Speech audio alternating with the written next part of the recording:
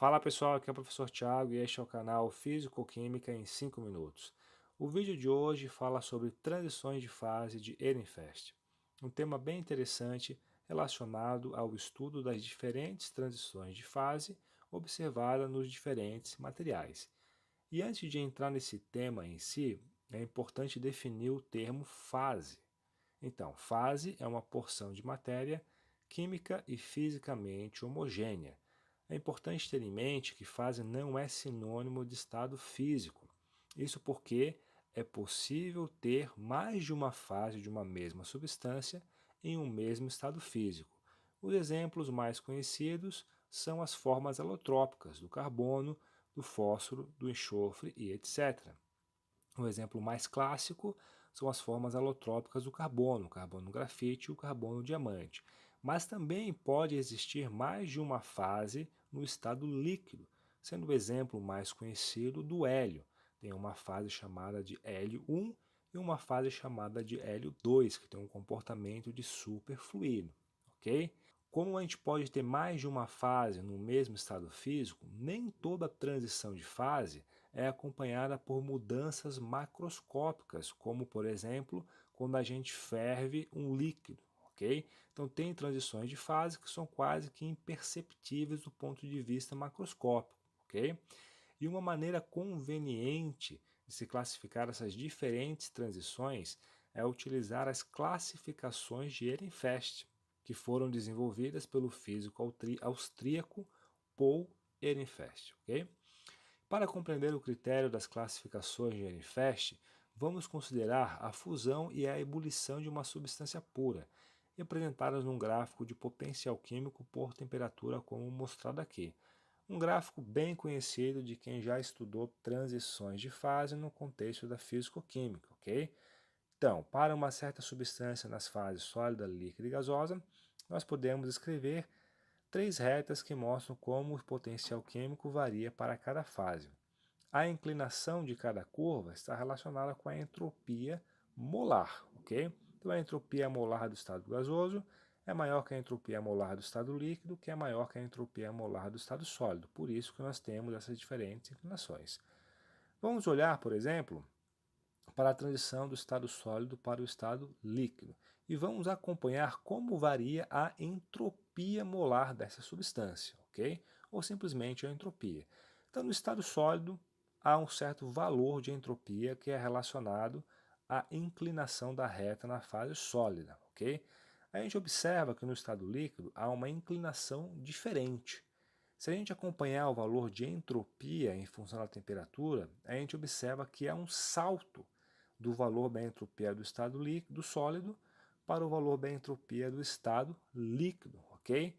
Na temperatura de transição de fase, nesse caso que é a temperatura de fusão, o valor da entropia é indefinido.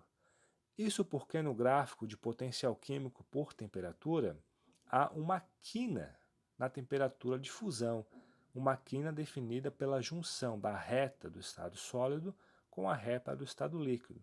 E a derivada numa quina ela é indefinida, porque como a derivada é a inclinação da reta tangente, se eu tenho uma quina, eu posso traçar a reta tangente de diferentes formas, como mostrado aqui pelas retas vermelha e verde. Logo, ela fica indefinida.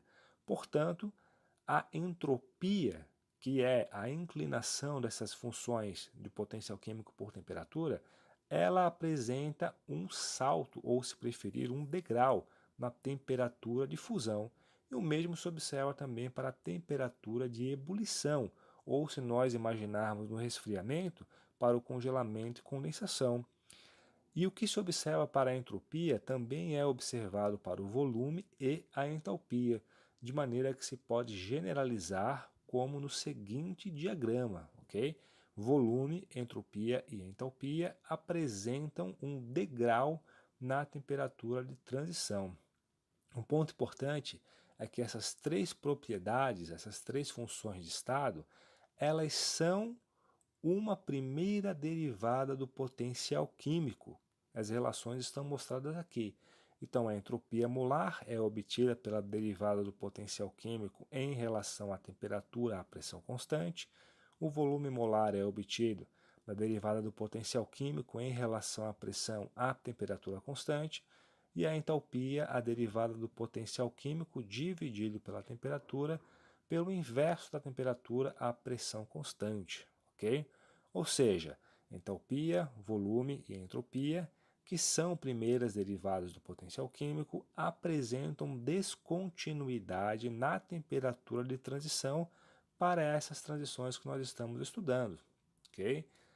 Isso caracteriza uma transição de fase de primeira ordem, que nós podemos definir da seguinte forma: transições de fase de primeira ordem são aquelas em que se observa uma descontinuidade em propriedades que são primeira derivada do potencial químico na temperatura de transição, ok? Para transições de primeira ordem, pessoal, a gente pode falar num ΔV de transição, ΔS de transição e num ΔH de transição, que nada mais é do que a altura do degrau, digamos assim, ok? Entretanto, pessoal, há determinadas transições de fase em que se observa uma quina ao invés de uma descontinuidade no gráfico dessas funções de estado, quando a gente vê em relação à temperatura, como mostrado aqui, ok? Então, para algumas transições, ao invés de ver um degrau no volume, por exemplo, a gente vê apenas uma quina.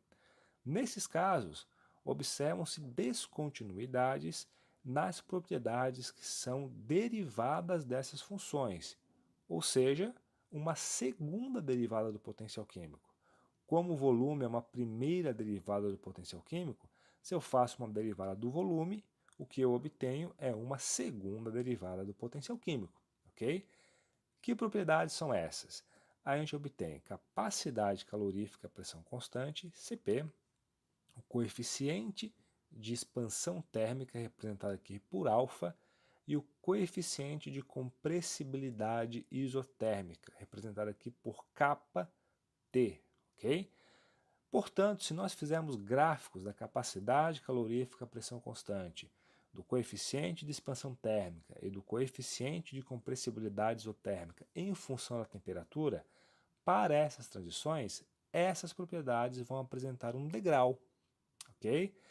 As transições que apresentam essa propriedade são denominadas de transições de fase de segunda ordem.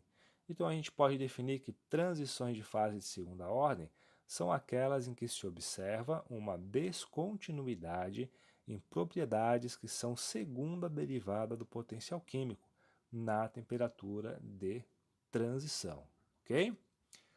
Para transições de segunda ordem, pessoal, a gente pode falar num ΔCp, num ΔA e num ΔKT.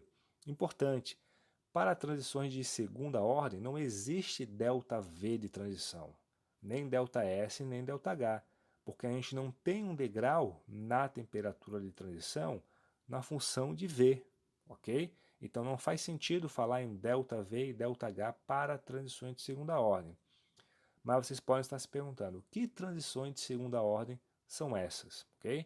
E isso, na verdade, é um tema que tem bastante polêmica, ok? Há uma controvérsia na literatura.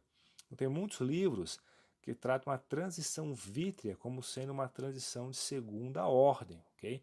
Transição observada na fase amorfa de polímeros e também nos vidros, ok?